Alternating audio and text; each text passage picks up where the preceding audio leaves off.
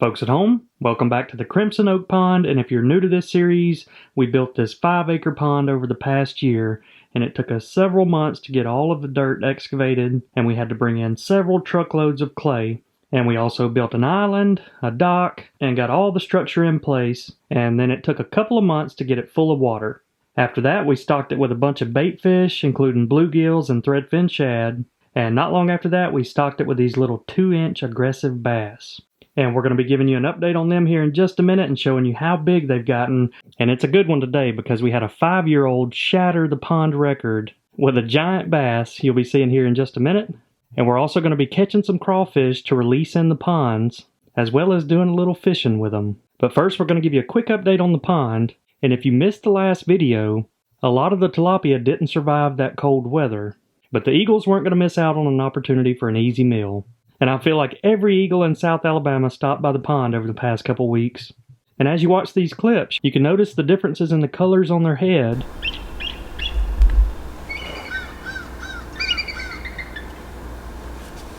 And we had a few different juveniles come through, and it could take a young eagle up to 4 or 5 years before they get that solid white head. And I think this one was the youngest of the group. He's still learning about physics and gravity. And we also had several adult eagles stop, and I'm happy to see them using the eagle tower more and more. And now we got one of the juveniles taking a drink out of the pond after feasting on one of the tilapia. But after watching them over the past couple weeks, I did get to see a lot of new things and learn some stuff about eagles, including this process where they clean and sharpen their beaks by rubbing it on a tree limb or a piece of wood. And we might have just gotten an eagle yawn there. But one of my favorite things was listening to them communicate. And in this case, I believe it was the mother eagle teaching the juvenile how to hunt. So she had been around long enough to know when the fish feeders would go off. And right after the pellets came out, she would take flight and lead him to the fish. So I'm happy to see all the eagles making the pond their new home. And now that they're pretty much living out here every day, I'm sure you're going to be seeing a lot more eagle clips in the future. But if you hadn't heard yet, there's a big shortage of crawfish in Louisiana this year that was caused by drought and dry conditions this past fall. But we've had a lot of rain and floods here in the past few weeks, so we're going to be setting some traps in the swamp back behind the pond. Alright, we're about to set a few crawfish traps. We got a creek down there past the pond, and we're going to set a couple different types. Basically, the crawfish swims in here, you put the bait right here in the middle. This is the same concept, just a little bit different design. With the prawns, I had a lot better luck with this trap versus the circular one. But we're just going to put some bacon, roast beef, and bread down in there and see if those crawfish have came out of their burrows. So right after the heat of the summer, that's usually when the crawfish start burrowing a hole for the winter. So they'll use their legs and mouth to form little pellets, and then they'll remove them out of the hole, and it'll start resembling a chimney. And they'll burrow down in the mud and spend the winter here.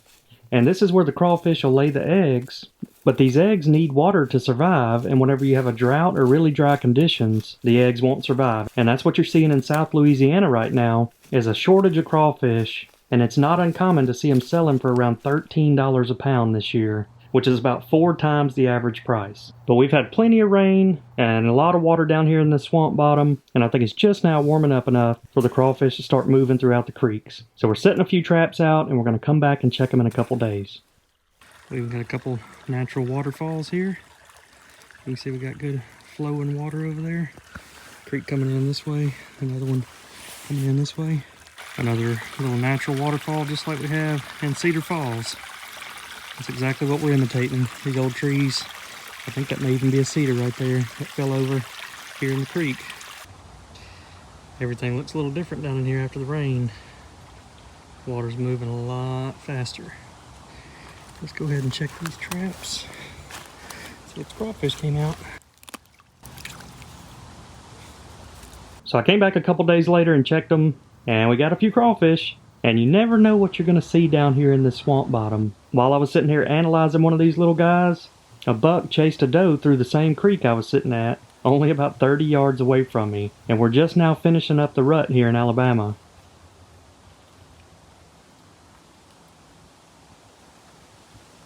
But deer aren't the only thing you'll see down here, and I finally found where one of the armadillos was living. He was making good use out of this old fallen down, hollowed out cedar tree. But we've been seeing a lot more of the armadillos out in the peanut fields around the cabin, and it's probably because there's just not as much food down here in the swamp, so they're having to travel more. But I had a couple of people remind me of something in the last video that I wanted to share with you. So on average, up to 20% of armadillos can carry leprosy, and as you'll see in these videos, the armadillos aren't very shy. They'll come right up to you. So it's probably worth mentioning to your kids not to ever touch the armadillos or even play around in like a muddy area that an armadillo's been in. This little guy might have just smelled me, but I think most of them are about halfway blind. And again, you can see they're not really bothered by human presence. So I checked the other trap and there was more than just crawfish in this one.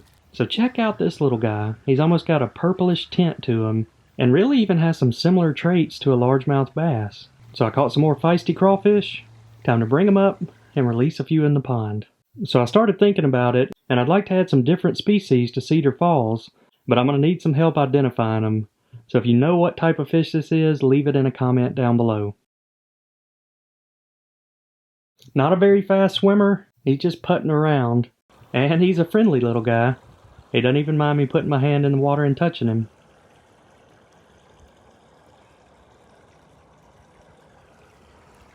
Now it's time to release a few mud bugs, and the thing I love about this type of pond is it has that rubber membrane liner that the crawfish can't burrow through. So I'm happy that we can add them in here, and I know a lot of you are probably going to say, well, they could crawl out of this pond and into the other, but if just a few crawfish get into the 5-acre pond, they'll most likely get eaten with the amount of bass in there. And it's probably a good thing that these little guys are hiding in the rocks, because as soon as I step away, Johnny and June may make snacks out of them. There's something to me that's just fascinating about these little guys. But we're going to toss this one out in the middle of the pond, so you're probably going to need to use those pinchers to defend yourself. And I'll check and see if we can see them on the underwater cameras, but the water may be just a little too dirty to see that far, but I'll check anyway.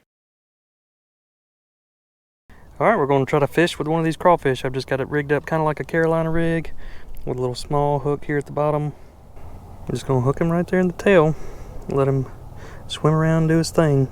So we had some friends stop by, and Mr. Cole, who is 5 years old, hooked into the biggest bass out here at the Crimson Oak. Let's pull him over to the bank. He's going to pull you in. Don't let him get under there. Yeah, let's pull him all the way around the dock. We'll pull him. Come on, let's get him to the bank. Oh, we got to get him. He's, there you go. Here he comes. There we go. Keep your rod tip way out there, way off the bank. Don't push me in. I'm not pushing you in. All right, reel. Hang on. He's giant. All right, now reel a little bit. Here he comes. Wow. Hey, we got to play with him for a minute. He's looking at you like, what you got me for? Dude. Help me, guys. I'm holding you. Oh, you got a good hook set on him too. You got him right now. There you go, pull him this way. I get him. Oh, here you go, Mr. Steve's gonna get him. Look. And today's video is brought to you by Factor. And for those of you that have watched my channel over the past several years, you know how much I love to cook. But I have to admit, when you have those busy days where you're spending all your time on projects, there's nothing better than coming home to a pre-cooked, healthy meal. But the first thing that impressed me about Factor is their meal selections, because they have a lot of the types of food I like to eat. Steak, chicken, fish, vegetables. But one thing I really like is they typically add some sort of sauce or different cheeses, and will sometimes even spice it up. And Factor even offers meals for different types of diets, including keto, low calorie, or vegetarian. And they have over 27 different meal options each week. And a typical meal plan will range from 4 to 18 meals per week. And you can even add or reduce that number based on your specific needs. And one of the best parts is there's no prep work or mess to clean up. And since the meals aren't frozen, all you have to do is spend about 2 minutes heating them up, and it's time to eat. So if you're interested in checking them out, either click the link in my video description or head over to go.factor75.com and use code BAMABASS FEB50 for 50% off your first box, plus free wellness shots for life. And that's 2 free wellness shots per order with an active subscription. And for a little added bonus, they also send out smoothies or keto shakes, which are a perfect little snack for days out here at the pond. Gotta love it. I want to eat him. All right. I want to eat We got him. We got a new record at 4.71. All right, this fish has been caught. 69722. That is a big one. Oh yeah. I know you want to eat him, but this is kind of like our pet. So we That's their pet. you want to touch him or anything, or hold him before we let him go? Do you want to give him a kiss? Bye. What do you think, buddy? Good. Is that the biggest fish you ever caught? Yeah. Yes, sir. Has that fish ever been caught? He has been Just caught. a minute, Daddy. Yep. We're gonna let him swim off, okay? Let him go. I want to catch another Good one. job, buddy. So this fish is named the Goat and was actually caught by Daniel Arms, who came down in November during the Aquascape pond build. But check that out, in mid-November, the Goat weighed 3.94 pounds, and this fish has almost gained a pound in just 3 months. And again, that's exactly what you want to see and the reason I tag these fish. And the Goat is 100% going to become a 10-pounder, probably a lot quicker than all of us thought. Alright, so let's take a look at some aquatic plants that were brought in by the birds. If you see this little green stemmed growth right here, that is the beginning of a cattail plant. And the problem with cattails is you can see how quickly they multiply and they can take over quick. Well, the reason a lot of pond owners don't want them is because once they take over, they can be impossible to get out. I'm just going to give you an example. So that one I didn't get the full root, but they have a little trunk system that'll go to every single one of these. And so in order to get it out, you almost have to pull the entire root system up. But let's dig down here and see if we can get to the trunk. And another problem is that it's punching a hole in the clay liner.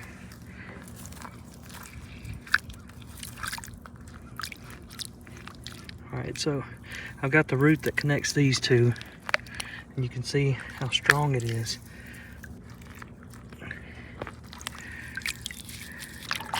You can kind of see that's the tap root that's basically burrowing through the clay.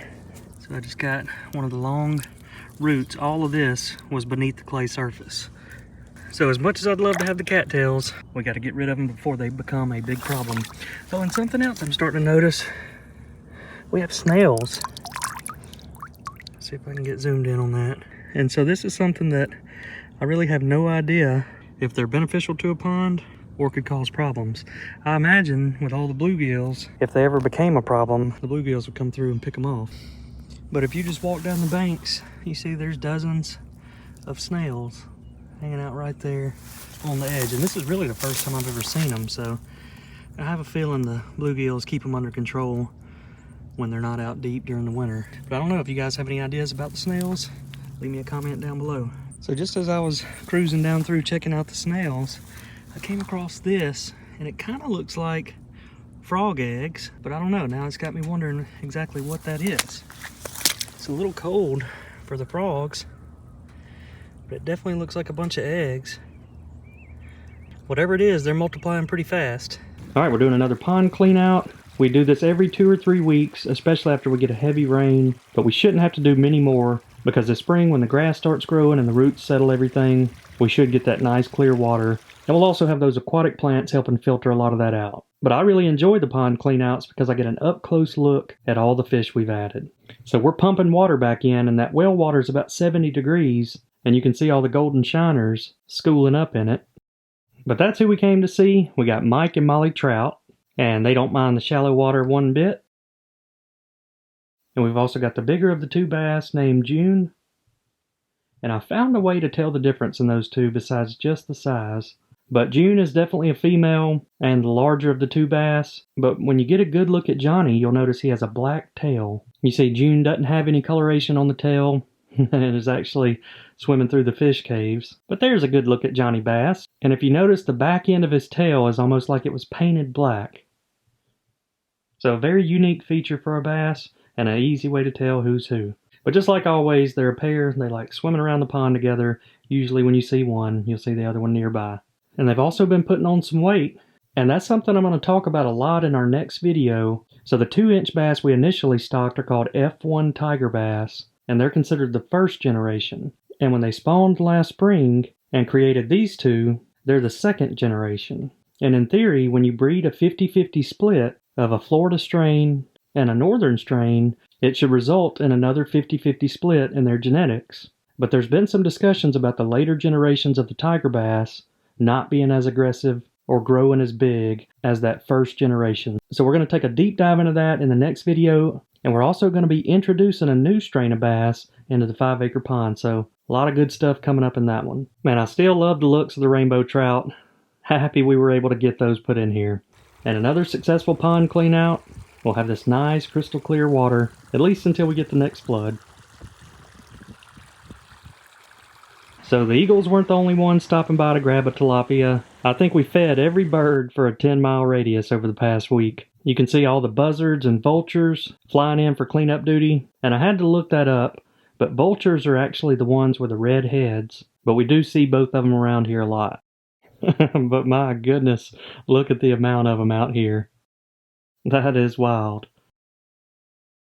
But earlier I talked about the eagles sharpening their beaks, and that's a process called feeking.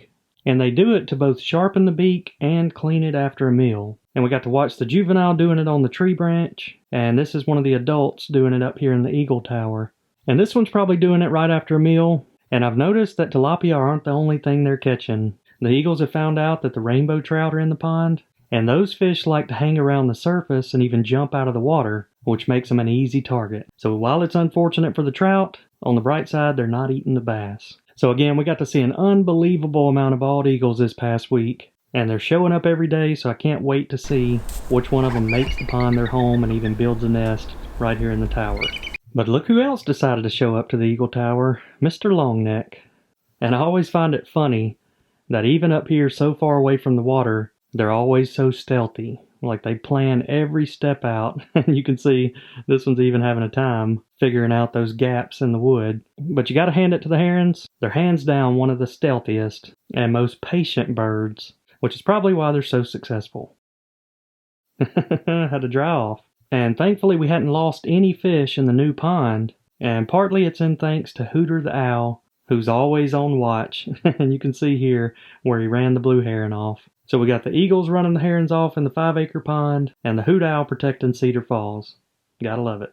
So with the whitetailed deer rut going on in South Alabama, we're starting to see above average daylight activity, especially from the bucks. So we don't hunt the deer out here at the farm because they're kind of like pets, but I did want to see just how close I could get to one of these bucks during daylight. So I flew the drone out, but the one really cool feature about the DJI drones is it comes with 3 different lenses, and one of them is a long-range lens, so I could spy on these bucks from way up in the sky.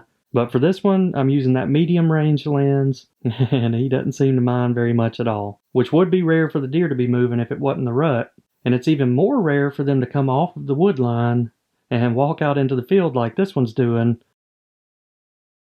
So I had to look up and see what was drawing him out here, and at first I thought it was possibly a doe in heat that he had been chasing. But as he started getting closer and started doing that sideways walk,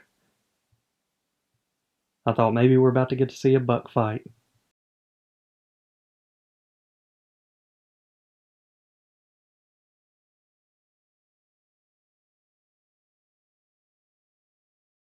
But the younger buck wasn't up for fighting, and these two are getting along just fine.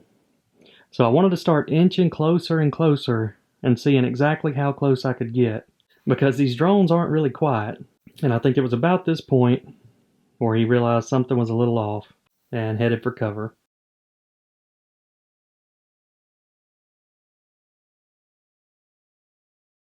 And dipped beneath the barbed wire fence. Alright, it's time to tag some bass and see if they've grown any. If you're not familiar with it, every time we catch a bass, we scan it to see if it's been caught before, and we'll tag it if it hadn't with this pit tag injector. And that'll help us track their growth and make sure we got enough bait fish and things like that. Gonna be fishing with a variety of pre-spawn lures. Got some decent weather out here. They should be biting. Got him. What we got here? Oh, he's biting. Yeah, it's a good one. Come on in here, let's have a look at you. That's a good one. Be pushing 2 pounds. Moving in right here in front of the dock. Alright, this fish has been caught. 571141. And she weighs 1.91, almost a 2-pounder. So this fish is named Roscoe, and the last time we caught it was back in August, and it's gained a little bit over half a pound since then.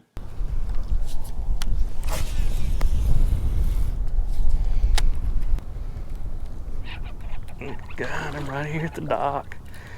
Man, they're pulling up close.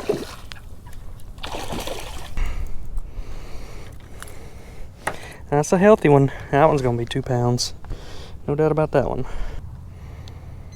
All right, this one's been caught. 69568. And she weighs 2.13. It's definitely the way you want to see them built right there. Eating good. It's a good sign. And here we have Copper, and it's the 3rd time we've caught him. And Copper likes to roam because those 3 locations are spread out all across the pond. Here's one. Got him. Got him off that bush that I sank out there earlier, or actually last summer. Let's see how big it is. This is interesting. Got a little black spot right there on his fin. Alright, this fish has been caught. 570027. And it weighs 1.74 pounds.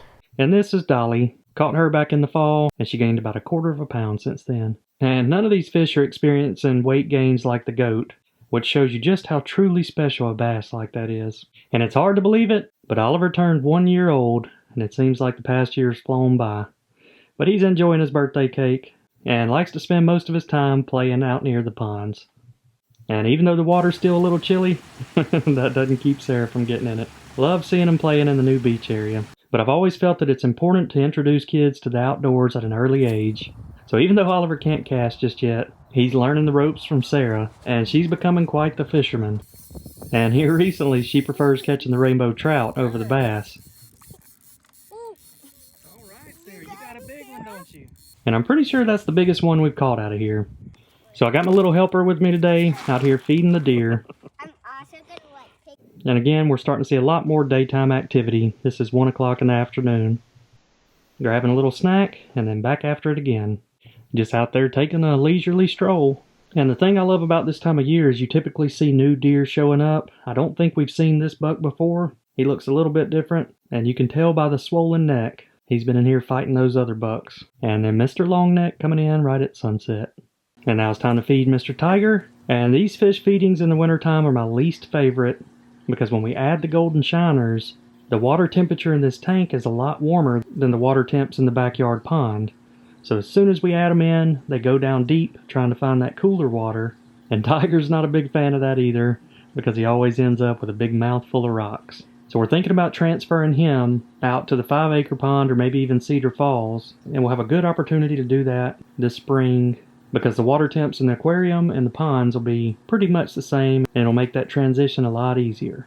Alright folks, that's going to wrap this video up. Make sure to hit that subscribe button, because we got a really cool episode coming up where we add a new species of bass.